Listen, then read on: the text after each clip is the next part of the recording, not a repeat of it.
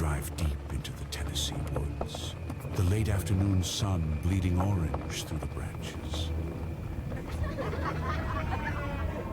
Their laughter fills the cramped cabin as the wind outside begins to howl. But beneath the floorboards, something ancient stirs, something bound in human skin and inked in blood. When the first tape begins to play, its voice is cold and deliberate, speaking words no living tongue should ever form.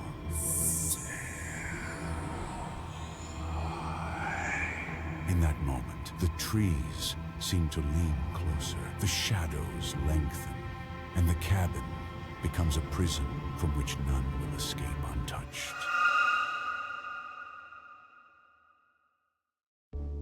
Before we begin, a quick warning. Opening Kill is a horror podcast that contains adult language, disturbing themes, and graphic descriptions of violent acts, especially the kills featured in each film. We also dive deep into plot details and character arcs. So if you haven't seen the movie we're covering, expect full spoilers ahead. Listener discretion is strongly advised.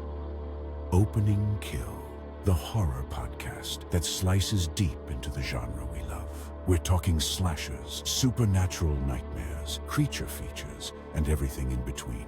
Every episode, we break down a different horror film, from its killer cold open to its blood-soaked finale. We track the body count, analyze the scares, and give credit where it's gruesomely due. From iconic franchises to hidden gems, you'll find them all here. Hosted by filmmaker and horror scholar Brian O'Connor and Michael Duran, lifelong genre fan and scream scene specialist. So sharpen your knives, turn off the lights, and let's get into it. This is Opening Kill.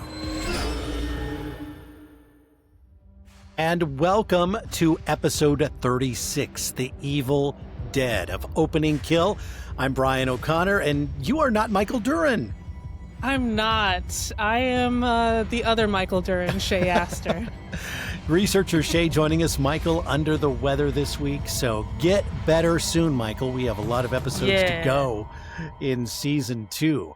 So welcome to the Evil Dead episode. I want to thank all of our new listeners and remind everybody that we have a video version of this podcast on YouTube and Spotify, so you can actually watch us run through all of these movies as well. So always fun to do, right, Shay? Yes, I'm very excited about being on camera. Yeah, definitely. You can tell. Yeah, that's convincing. That's convincing. So I went and saw The Strangers Chapter 2. Oh, I really wanted to like this movie so much, and I just couldn't get into it. There were some very silly things that happened into it that kind of took me out of the movie. I will go see Chapter 3 because I'm a fan of the franchise, even though this, I think, was definitely the weaker of the first two. But in theaters, Strangers Chapter 2, let's do better with Chapter 3, please. Please, please, please.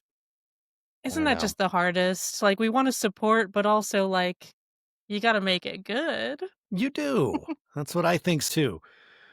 But anyway, have you seen anything great recently? Well, over the break, I actually focused more on reading. Went back and did all of our favorite Stephen Kings. There you go. And go. then I did, of course, watch The Conjuring Last Rites. I know you guys talked about it last time. But, wasn't super happy with it. Still was sad that it's over. They keep saying this is going to be the last one. We'll see how that works. I think they're talking about maybe a TV show, though, or a spinoff, maybe when they're younger, the Warrens. Right. We'll see. Okay. But yeah, actually, I've spent more of my time recently rewatching the entire Evil Dead franchise. I started with, of course, this lovely one, and then 2, and then Army of Darkness is still one of my favorites. Oh, so you binge watched these? Oh yeah. And then I even really liked the remake, the whatever you want to call it, the reboot. And then Evil Dead Rise is still not one of my favorites, but I still think it was true to the concept, at least. Right. Yeah. Well, we are going to dive right into this. It is The Evil Dead, and just the facts, written and directed by Sam Raimi in his debut, starring Bruce Campbell in his debut, and they were just kids. It's funny to watch Bruce Campbell in this movie. He's just a kid. Ellen Sandweiss is in this, Betsy Baker, Teresa Tilley, Richard DeManicore, who actually went by a different name at the time. He uses different names for his credits. It was originally released for a private screening for friends and family at the Redford Theater in Detroit, October 15th, 1981. And then horror author Stephen King gave it just a glowing review. And New Line Cinema, hearing Mr. King speak so highly about it, acquired the distribution rights and gave it a wide theatrical release on April 15th, 1983. Runtime 85 minutes. They made this movie on the cheap, $350,000, which in today's world would be closer to 1.2 million, which is still cheap to make a movie. So it made $2.7 million just at the box office, and then tens of millions more with the massive home video success that it experienced. And its tagline, the most terrifying film you will ever experience. So a lot of makeup stuff going on in this film, Shay, that I know we're going to stop and talk about, and effects and all of this other stuff here. Essentially, if you've not seen the movie, in a nutshell, it's about 5 friends, Ash, Cheryl, Linda, Shelley, and Scotty. They drive through rural Tennessee, going up into the mountains where they're going to stay at this remote cabin, and all kinds of funky things happen. And it's funny because they start out and they're going along this road to get there. And the first thing, they almost hit this pickup truck head on. And then they cross this rickety bridge, which looks like it's going to collapse. In fact, the front wheel of the car goes through the bridge, but yet they still manage to get over it and get to the other side. This time, yeah. What about next time, though? Not as lucky next time. So they roll up onto this dilapidated old cabin, and they send Scotty up to the front door, and there's this porch swing that is just kind of banging against the side of the house. And so Scotty's looking at that, and then he reaches up above the door, and that's where the spare key is hidden. Real great place to hide your spare key. And as soon as he touches the key, the porch swing just stops. That's it. Eerie, spooky. Already we are spooky. So the rest of them are unloading the car, and they go up to the front door. They go in and they start exploring. And this is not a cabin that I think I would stay in. No, I'd probably see it and go, thanks, but no thanks. I'm good. Yeah, exactly. So they settle into the cabin and they notice strange occurrences, and Cheryl actually starts hearing noises and voices and senses that something is wrong. And they're actually sitting around the dinner table, and she obviously has complained to them about hearing things. Doesn't show her doing that, but it cuts to later that night when they're sitting around the dinner table, and Scotty is making fun of her and mumbling things, like an unheard voice or something, mimicking what she supposedly heard that he does not believe she actually heard. And they are sitting around, and Ash, played by Bruce Campbell, gets up and wants to make a toast. Yep. And that's when the trap door in the living room flies open. And it's so funny. This is so similar to that other movie we talked about last season. Cabin in the Woods, perhaps? Cabin in the Woods. I know. I mean, you have to wonder how many of these cabin in the wood movies, including the one that's named that, took their inspiration from, The Evil Dead. I would say probably a lot of them did. A lot. Yes. Yeah.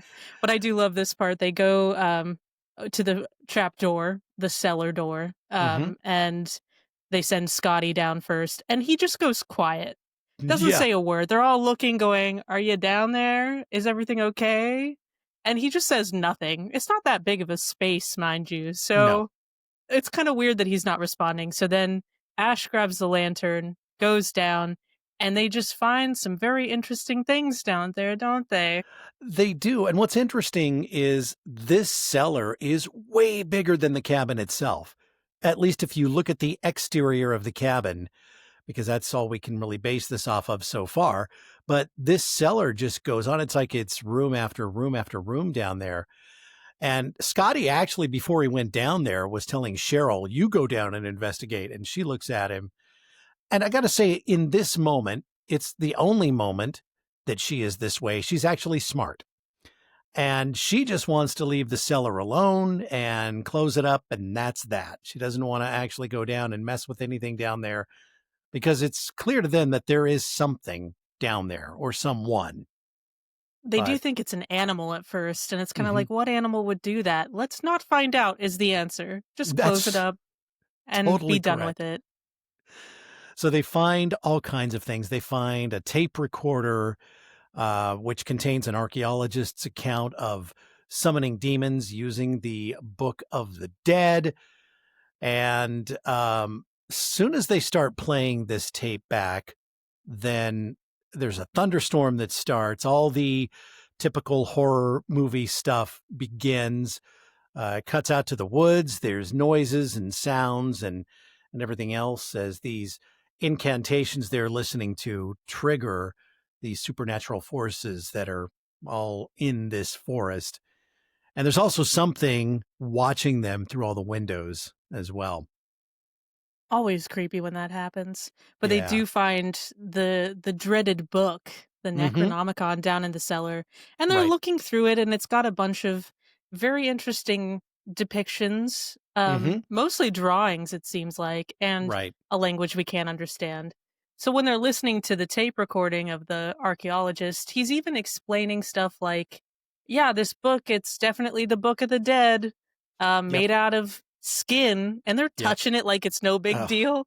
I know. That wouldn't Th- be me. There's a couple of things in this film. We'll get to some continuity stuff here too that doesn't match up, but yeah, I wouldn't be touching that if that was actually made of human skin, like they said, but that's just me, Fun right? fact, it was made out of, liquid latex on, like, the outside wrapping, Okay. um, and it was very interesting. Once again, we'll get into more of the continuity stuff, but the thing with liquid latex is it doesn't like heat, and it doesn't like really cold, and they Right. had both of these things on set. Oh, I It was know. freezing temperatures outside. One of the coldest Tennessee winters ever. They thought they were like, "Oh, it's instead of filming in Michigan where all of these guys were from, Right. we're gonna go down to Tennessee. It'll be better." No, it wasn't. Not So it was really. freezing. And then they also had heat lamps, the fireplace going because everything was freezing over the equipment, the makeup. But so the Necronomicon actually like changes throughout each scene because it keeps like shrinking and then melting a little bit. So the page just kind of moves, which honestly I think is very cool. Um, like nowadays, I think a lot of people would have criticized it at the time for it changing shape, but it's actually pretty fun to watch. It just kind of like starts sagging and drooping a little bit, and then you could see it like shrunk at one point. Oh my gosh. Very Yeah. interesting stuff. Wow. Well, yeah. It's I mean, if you only have $350,000 to make this movie, as far as locations, you're going to take what you can get on the cheap, and that's where they're at in this. So Ash and his girlfriend Linda, they have a little romantic moment. It's kind of a cheesy little scene here where, they're sitting on the couch and she decides she needs to go check on Cheryl and because she's totally freaked out. So as soon as she gets up, Ash brings out this little box, has a little necklace. Oh, it's like a little magnifying glass on the end of this. Tiny little. Yeah, tiny little one. And he's going to surprise her with it. And so she comes back down the hallway back into their room and he pretends like he's asleep, but he's got this little box sitting on his leg. And this was kind of weird. All of a sudden, it's this back and forth between him opening his eyes and looking at her And as soon as she looks back down at him, he closes his eyes to pretend like he's asleep. And this goes on way too long. Way Let me too just long. say, it happens like, I don't know how many times it goes back and forth, but it's like, come on already. This is cheesy. I mean, the film is kind of cheesy in itself, but this scene particularly. And finally, you know, she catches him and he gives her the little necklace and all that. And yeah, that's that. So then it For cuts some to reason, this necklace is very important throughout the movie, and I still rewatching it again could still go, I don't get it. Like it's a little magnifying glasses for what, reading fine print? Is that something Linda does? they I don't. focused on it a lot. I mean, even they would do like these shots of it in, you know, just a shot of that necklace on the ground or whatever. But there's really nothing that comes into play in the movie with this necklace. That's It makes just you what think it is. something was cut out. It Like does they make you had think something something. else. Yeah, definitely. So in the meantime, Cheryl now loses all of her smarts and decides, after hearing more noises, she's going to go outside.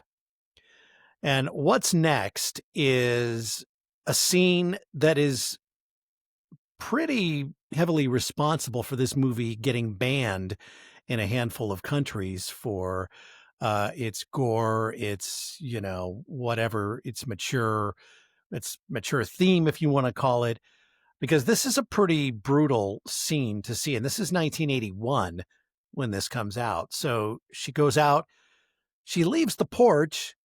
Don't leave the porch, first of all. Don't go out, first of all. So she goes into the woods and she's now assaulted by these vines, these small tree branches and vines. They grab her and they pull her to the ground, and she's sexually assaulted by these vines. They end up letting her go, and she runs back to the cabin.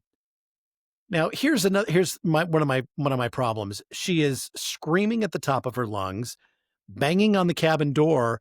There are 4 people inside this small cabin, and it takes I them know.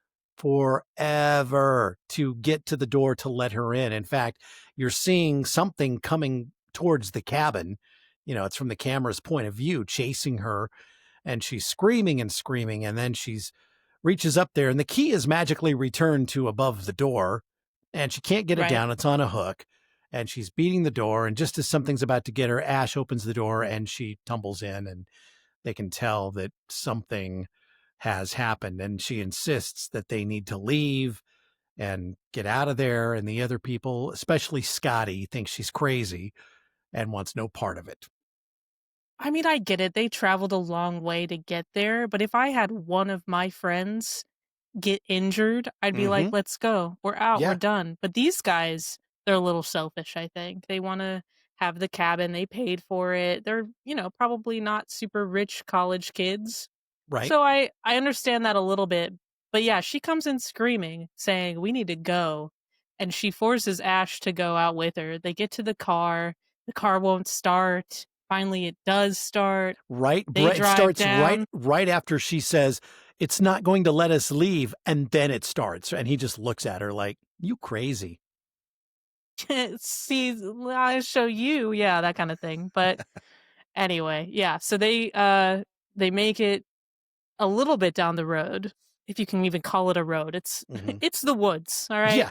Yeah. But they make it to the bridge, and surprise, surprise, the bridge is torn to pieces and is no longer standing. It's like That Godzilla sucks for came through you. there and just totally turned it upside down. I mean, it's, yeah.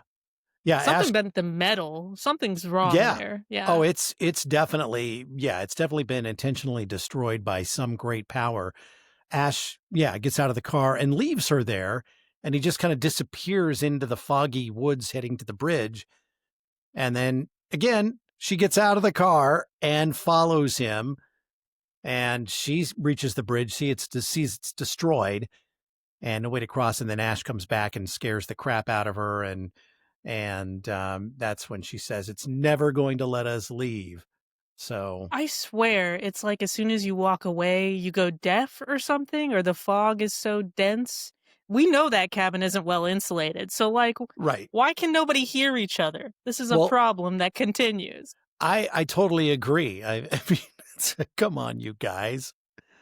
So they end up back at the cabin, and Ash is now listening to more of this tape that they found in the cellar.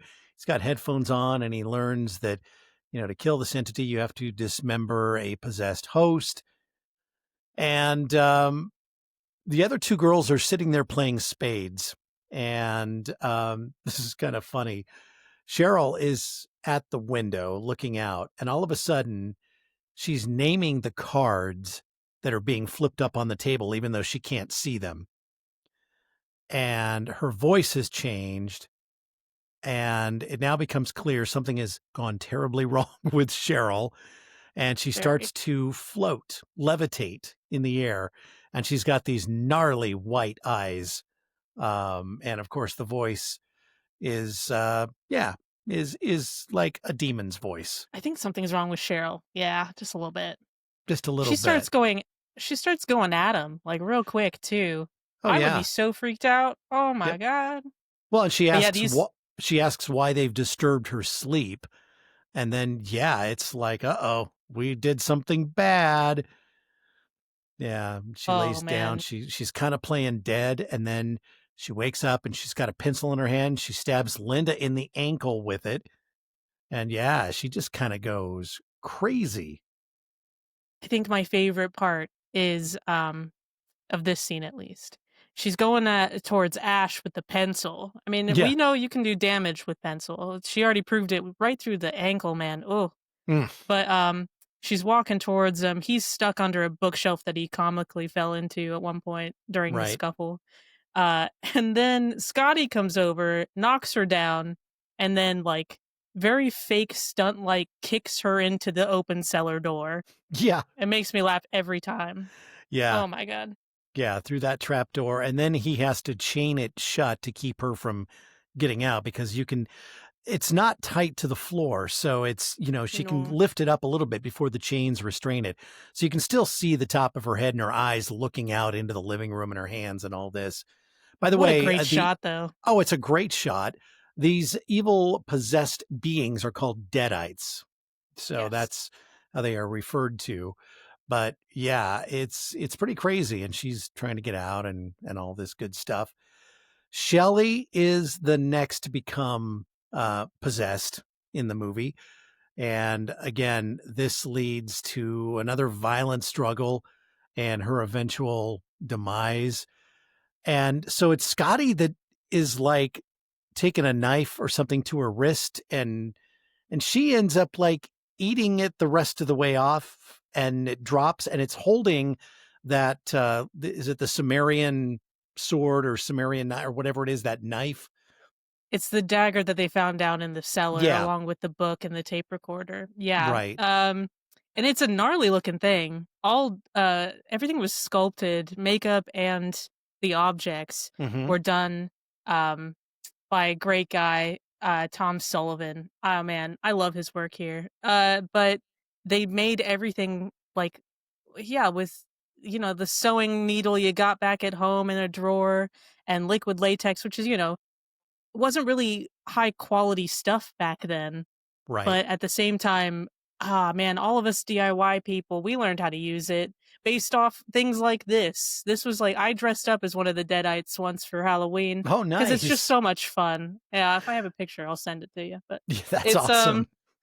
It's incredible what they did with such a little budget. But so this random dagger that they brought up from the cellar doesn't seem to like help at all. Like, it doesn't technically kill the bad guys, but it seemed like that's maybe where they thought it was going, was, if I stab them with it, it'll solve the problem. It doesn't solve the problem. It doesn't. In fact, the hand actually jumps up and stabs her in the back. Is that, and then he kind of helps, but yeah. And then Scotty comes in with an axe and basically dismembers her. And what's funny about this scene, there are a lot of funny moments. Possessed Cheryl is still obviously in the cellar, but she's watching this whole thing through the opening in the door, in that trap door. And so they get all the body parts, and they go to bury them. And so the kills in this, we were talking before we started the podcast, they're kind of interesting and kind of not sure how to classify them.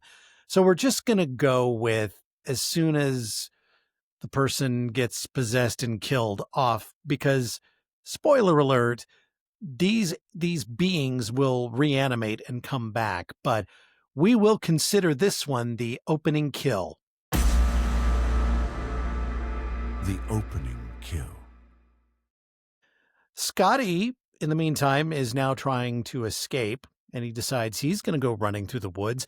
Haven't we seen before that this doesn't exactly work in these particular woods? I don't know. Yeah, well, he has to learn the lesson himself, I guess. I guess so. And then Linda, Ash's girlfriend, is the next one to get possessed. This is creepy. This is super creepy because she's just sitting on the floor when Ash walks by, and there is this horrifying, just nasty giggle. That's, oh yeah, and that smile, and she's just giggling this whole time. And yeah, so Ash now gets into a big confrontation with Linda, and he ends up dragging Linda outside the cabin and slamming the door. Like, that's going to keep her away. Yeah, if you notice, a lot of the windows in this cabin are not very secure. They've broken through them very easily in the past. Absolutely. Some of them are just missing, and they have those awful shutters which you can't really lock. Right. So this place is not secure, and probably on purpose. I'm surprised there was even chains around the cellar door. Oh, I know. That seemed like it came out of nowhere, but glad they were there for a little bit at least.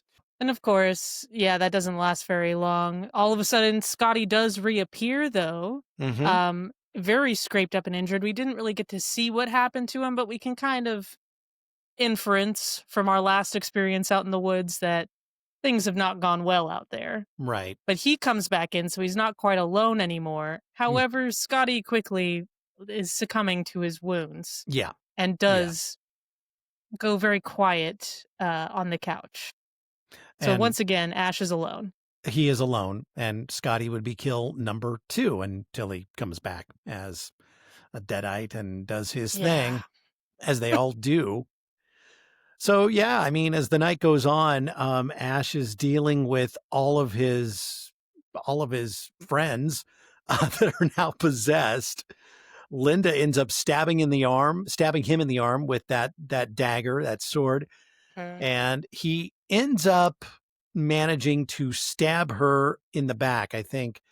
Doesn't she fall on it or something? And she falls on it. Yeah. But it doesn't stop her. No, it doesn't. We will consider that kill number 3. And then he ends up dragging her to this shed, and in Texas Chainsaw Massacre style, he fires up the chainsaw and he's going to dismember her with that. And then he sees the necklace that he gave her. It's around her neck, and he starts to have feelings, which will get you every time in a horror movie. So don't have feelings. Don't have feelings. Yeah. You gotta just keep your head on straight here. So he kills the chainsaw, turns it off, and decides he's just going to bury her body instead. And this is kind of a funny scene here. All of this is funny in a sense. In a sense, well, it's Bruce Campbell funny. I mean, that's the whole thing with these movies. So exactly. This one was supposed to be more serious, like actual full-on horror movie, but they learned that wasn't exactly the route they wanted to go later on. So it did turn more slapstick into the next one, but this one wasn't meant to be this funny. It's funny to us now because we're all part of, the cult classic. We love it so much. And Bruce is such a great actor in this. Oh my gosh. He really is. I actually have met him a couple of times. He lives here in Southern Oregon, and always been nice to me. I auditioned for his movie, My Name is Bruce, way back. Actually ended up with a part, and then they kept changing my call time. And so by the time they got the right date, I couldn't do it. I was doing a show at a theater and couldn't get out of it. And it was like, oh man, Seriously. Missed opportunity, And there was man. dialogue with him in the movie, and My Name is Bruce. So it wasn't a big part, but it was a featured part. And I remember the audition, he didn't give me any sides or anything else, and it was him, and he said, "Make me laugh. Let's just talk." And so we improv'd this scene, and I made him laugh. So I've got that, my claim to fame. I My made Bruce God. Campbell laugh in an audition, even though I didn't get to be in the movie, but I got the part. That's damn it. actually really huge. We should put that like as your profile, your summary of Yeah. I made Bruce Campbell laugh once. I made Bruce Campbell laugh. So, yeah, and I've seen him around town a couple of times. Not that he would ever remember me in a million years, because he wouldn't, and he would have no reason You never to. know. Oh, no. Bruce will be chatting. Yeah. So anyway, Bruce Campbell's Ash starts to dig the grave for his dead girlfriend, and he's got it pretty much in place, and Ash looks at her, but what he's seeing is the normal looking Linda. He's not seeing the deadite zombie looking, Linda. So That would be really hard to like, oh, she's not, maybe she's fixed. Maybe I Right. did something. Right. And so, of course, you don't want to bury her, but Yeah. also they are known to do tricks. They did it earlier of her, like Cheryl's regular voice. Mhm. She's like, let me out of the cellar. Yeah. And they didn't fall for it then. However, Ash now by himself he's gonna fall for it, you guys. Yeah. Sorry. Totally. So he picks her up and gently lays her in the grave, and he shovels dirt on her, and then she comes back to life, and it's, you see her hand come out of the grave, and then she gets the rest of the way out.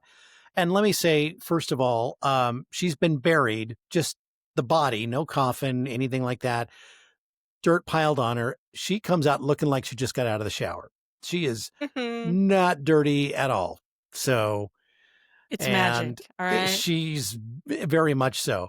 So he tags her with a board, starts, knocking her around with that. And and he's on the ground. She knocks him down. She goes to jump on him, and he grabs the shovel that he'd just been using. A great timing on his part, because he decapitates her on the way down. Yeah. So the headless body lands on top of him, and the blood just squirts out of the neck area all over his face, right? However, when he stands up, it's like he just got out of the shower. He's got nothing on him. Nothing. I mean, we know that they did a lot of reshoots. Unfortunately, if they forgot to dump the blood on him, I think. But there's a lot of continuity stuff. Yeah. Yeah. The blood in this movie is incredible. Oh my God. They made it mostly food safe because it was going in people's mouths a lot of the time. Yeah. But what that does is it makes everything stickier. Once you have it on, you can't take it off, sort of thing. It literally froze to their clothes, because when you're using food safe and not chemical based like fake blood, it will freeze. And because it was so darn cold out, it literally made the shirts and everything stick straight because of it. Right. But the problem is, sometimes there's blood and sometimes there isn't. I'm surprised they didn't all go home dyed red. And I'm sure they probably did a few days, but Right. Well, I mean, there's scenes too. There's a scene coming up towards the very end, where Ash is lying on the cabin's wooden floor and he's in a pool of blood.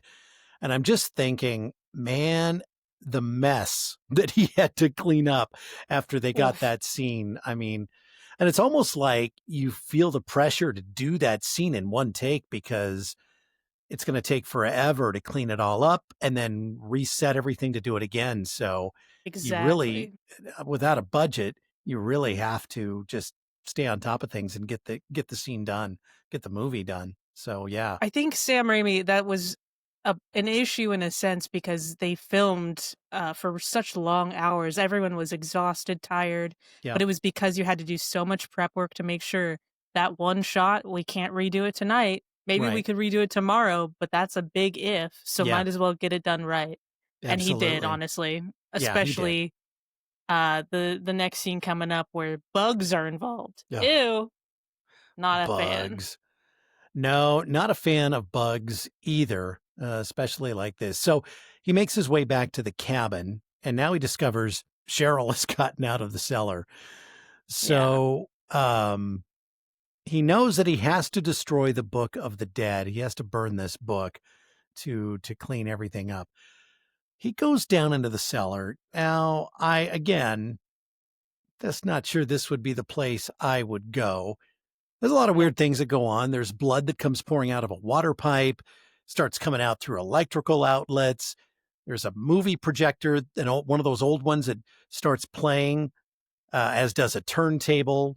And then the projector explodes, a light bulb explodes. All kinds of weird things are now happening in this house.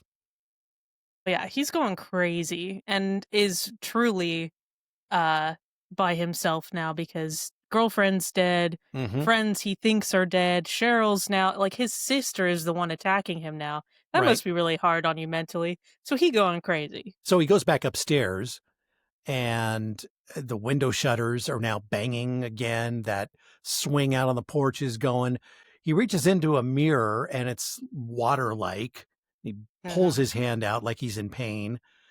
And this is where he starts getting attacked by the reanimated corpses of his zombie friends. So, yeah. Cheryl pops out, Scotty pops up. Oh, yeah. And they all have the amazing, iconic deadite look, which is the full sclera white eye contacts. They were made out of glass, which were so freaking painful. I bet. That they could only wear them for like 15 minutes max. So that's another, now we have to wait on that because your eyes are burning underneath things on your eyeballs. We talked about that in Lost Boys too. Right. They later very quickly made plastic contact lenses, ones regular people put in their eyeballs, which are not fun anyway in the first place. I do not mess with sclera because it covers the entire eyeball, not just your pupil area. So these guys are wearing the makeup 15 minutes max, having to change, having to get makeup out from under their eyes, redo the makeup. So even the actors were re-putting on their own prosthetics during this whole time. And actually, Bruce and Sam were both like back there putting on the glue and putting on the prosthetics on other people because they were so short-handed. This is a heavy makeup movie, but it did not have a big team for this first one. No, not at all. It's so incredible. I'm a fan. I was going to ask you about the makeup in this and the special effects makeup and your thoughts on that, because like you said, this was a huge makeup show. It was, yeah. And it's all, once again, done budget-like, but makeup is still expensive. So they reused things, but they did a form of like a cast on the main actors, but honestly, it was just kind of last minute, probably being made in the cabin. The crew stayed in the cabin during the shoot. There was no electricity there. They had to hook it up themselves. There was no heating, so they built the fireplace that's in there and used that. They had space heaters plugged in. They short-circuited a lot of things all the time because everyone's just so cold and working off the floor and trying to just make this movie. And we've been there. That's the thing. Yeah. I appreciate this movie because we've done projects like this where it's hard. Everything seems to go wrong behind the scenes, but it looks so good, honestly. It does. I watch it back now and it's like the prosthetics are cracking in certain areas, but it worked because she was supposed to look like a doll. Like the porcelain face and it's cracking. It looked cool. People now replicate that on purpose because of things like this movie. I don't know if it came first. However, this is the one everyone cites as being like the inspiration, the go-to for very down in the dirt kind of they were rolling around in real dirt. No fake dirt is on this set. No, not at all.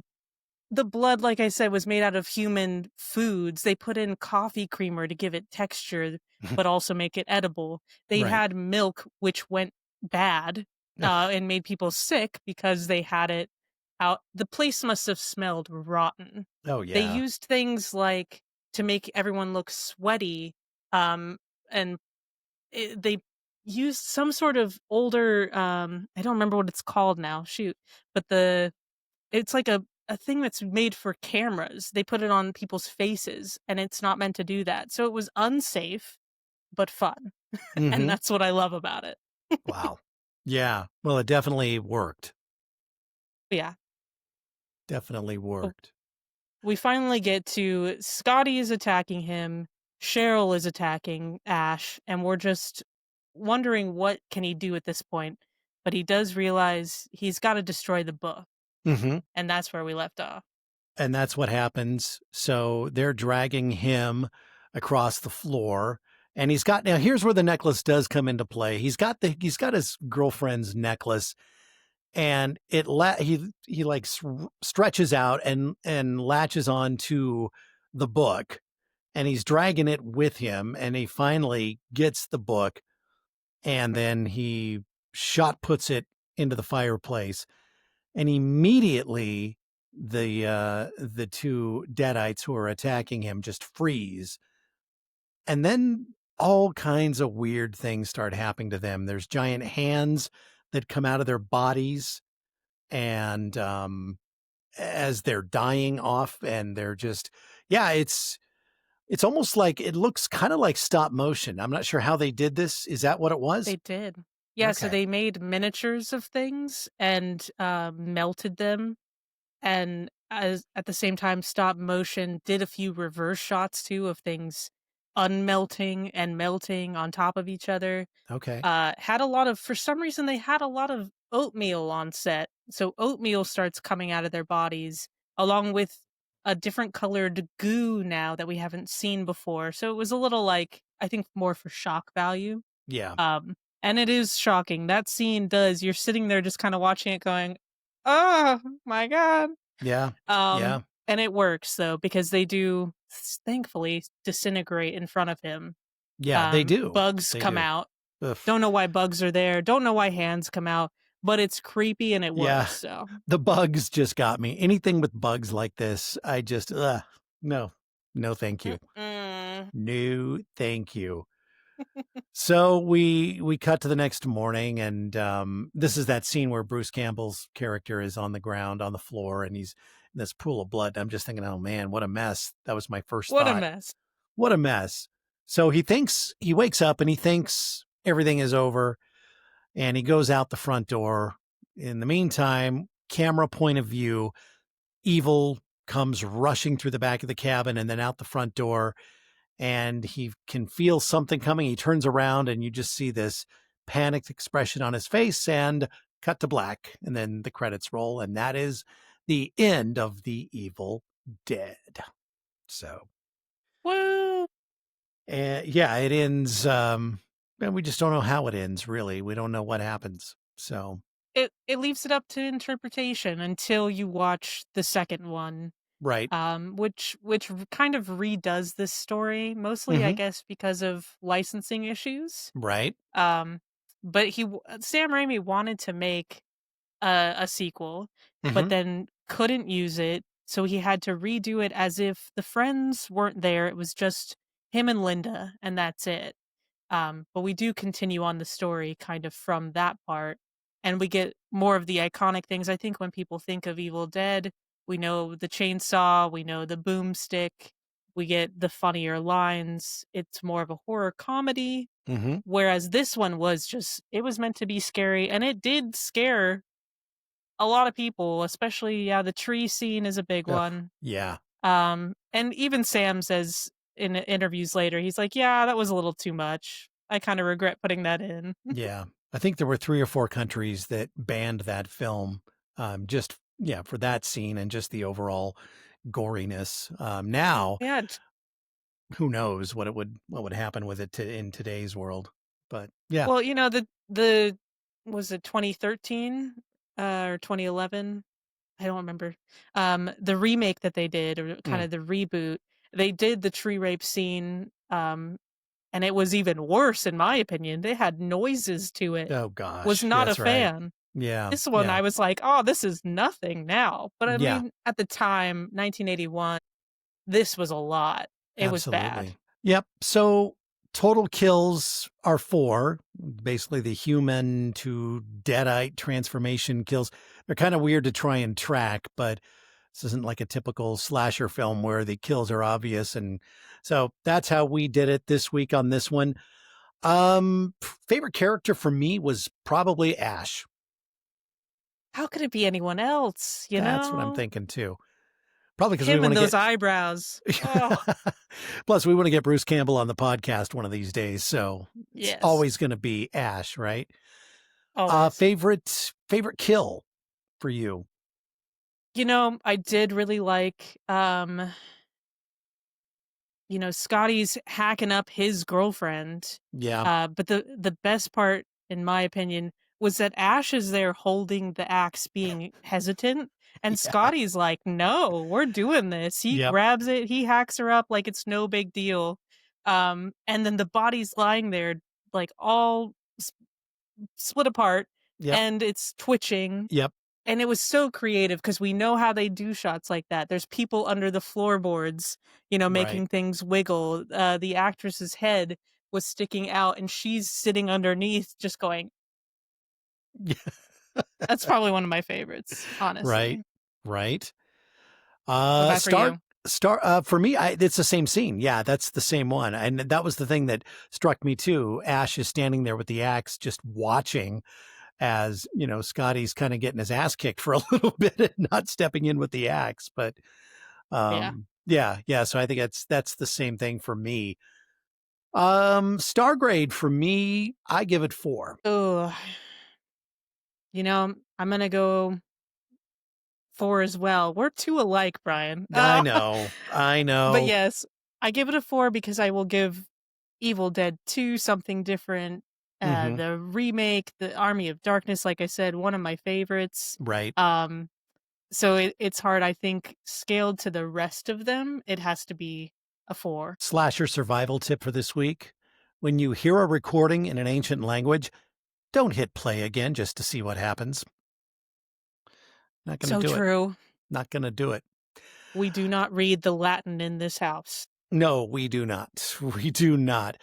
So we don't have a final girl. We have a final boy. What score do you give him on a scale of 1 to 10? 10 out of 10, honestly. He survives. He does. He does. Well, we know he does because they make more. Right. There's more to go. Yeah. Right. Yeah, but also, yes, he doesn't handle things super well. He hesitates too much. But it's Bruce Campbell. It's Ashley, a man named Ashley. And he's like this skittish little shy boy in this one, and then goes on to become the hero in the rest. Right. I love it. I give him 10. What do you give him? I give him a 10 too. I thought, Yeah. out of everybody, he made the least amount of mistakes, I think, except, I don't know, when he had the chainsaw and had the opportunity to really do away, with Linda, probably should have done it, but I give him a 10. I think he did a nice job. He gets there. He does. He definitely does. Your scare preview coming up. But first, I want to talk about Jaunty Haunts, our good friend Courtney, into her second season of the Jaunty Haunts podcast. You got to check this out. This is so much fun to listen to. For 30 years, she kept a secret that she could see ghosts, and she's now telling her story. She always has some incredible guests on, incredible stories, and she's going to be joining us here this month when we do the movie Sleepy Hollow. As she's been living in New York. She's been to Sleepy Hollow a couple of times now and has some great stories, but definitely check out our friend Courtney and Jaunty Haunts. She comes out every week, every Monday, and you can check it out wherever you get your favorite podcasts. The Scare Preview. Scare preview time right now. And these are upcoming movies that we like to preview for you. And the one that I have chosen is Ready or Not 2, Here I Come. I absolutely loved the first one. And they are bringing back Samara Weaving. Also, Sarah Michelle Gellar is in this one. Elijah Wood is in this one. It's got a great cast, directed by Met Bettinelli-Olpin and Tyler Gillett. Screenplay by Gary Busick, and it will be in theaters April 10th of next year. Ready or Not 2, here I come. I am very much looking forward to that. Like I said, I'm a big fan of the first one. So, yeah. Me too. definitely. It was so creative. Yep, totally. I want to know where they go next. Me That'll too. be good. Me too. So what are you excited about? Well, speaking of Evil Dead, it looks like there's a new one coming out. Yes. Evil Dead Burn, expected July 24th, 2026. Nothing really has come out about the story yet. It's got kind of new people attached to it. Like I said, I didn't love Evil Dead Rise, but I thought it was creative still, and the makeup was really great. They do start to go a little too CGI for my taste, but I'm really hoping we can bring it back with a new one. I'm always up for some deadites, some creepy people, some bad decisions. I'm all in for it. Yeah. Looking forward to that one as well. So, Shay Astor, researcher for the show, filling in for Michael Duran this week. Thank you for being here and hanging out and talking Evil Dead stuff with me. Thanks for having me. I can't wait to be on again soon, hopefully. Please subscribe to us. Follow us on Instagram and Facebook. Tell all your friends and family about Opening Kill. Don't forget, you can watch the video versions of this podcast on Spotify and YouTube. You can email us at openingkillpod@gmail.com if you have a movie suggestion or anything you want to say to us. Again, thank you to Shay. And Michael, hopefully, will be back with us next week, where we will tackle the movie Hellfest here on Opening Kill. Opening Kill is produced by Mystic Cloud Productions and hosted by Brian O'Connor and Michael Duran. New episodes drop every Thursday wherever you listen to your favorite podcasts. And don't forget, you can watch the video versions on Spotify and YouTube. See you next time, if you survive the Opening Kill.